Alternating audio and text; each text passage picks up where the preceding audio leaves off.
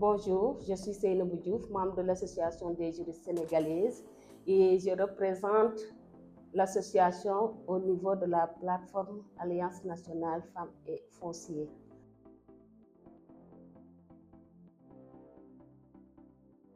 Voilà, donc l'accès des femmes au foncier ici au Sénégal, ce que nous avons constaté, c'est qu'il y a un faible accès des femmes au foncier.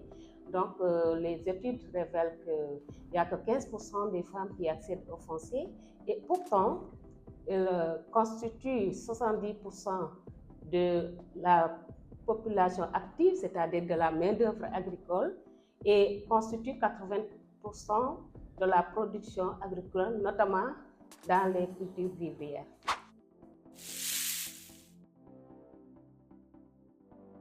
Voilà, donc concernant les défis d'accès des femmes au foncier, je pense que les chiffres sont déjà probants parce qu'il n'y a que 15% des femmes qui accèdent à la terre et pourtant elles constituent 70% de la main-d'œuvre agricole et assurent 80% de la production agricole, notamment dans les cultures vivrières. Ce défi peut être justifié par le fait qu'il y a les posateurs culturels, les pratiques culturelles qui n'acceptent pas que la femme accède au foncier.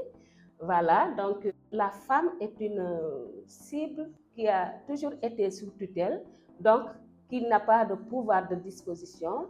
On considère que donc, dans ce cadre, elle ne peut pas accéder, c'est-à-dire elle ne peut pas disposer de biens. Juridiquement, selon la loi, l'accès au foncier est égal que ce soit pour les femmes ou bien pour les hommes.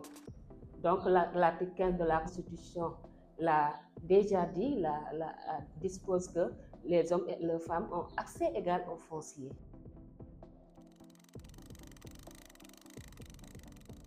Mais comme je l'ai dit tout à l'heure, parlant des pesanteurs socio-culturels, nous savons que la femme, selon notre société, la femme est éternellement sous tutelle, ce qui fait qu'il ne peut même pas disposer de biens. Donc, c'est encore plus grave au niveau de l'accès à la terre parce que on considère la femme comme une cible mobile, c'est-à-dire qu'elle est aujourd'hui jeune femme et de ce fait, une fois mariée, elle peut quitter le domicile.